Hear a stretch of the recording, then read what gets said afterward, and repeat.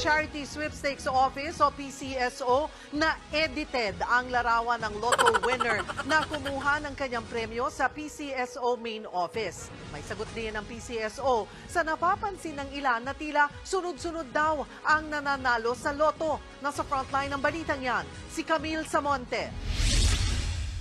Ito ang picture ng lotto winner na pinagpipiestahan ngayon sa internet. Ang maswerteng betor, kulay orange ang buhok. Ang kanya namang suot na damit, palda, sombrero, face mask at sunglasses. Mukhang ipinatong lang. Mismo ang PCSO ang nagpost niyan sa kanilang Facebook page. Ayon sa PCSO, mahigit 43 million pesos ang napanaluna ng 47 anyos na housewife mula sa San Jose del Monte, Bulacan sa 642 Lotto noong December 28. Nakunan ang litrato na yan nang kubrahin niya ang kanyang premyo sa PCSO main office sa Mandaluyong.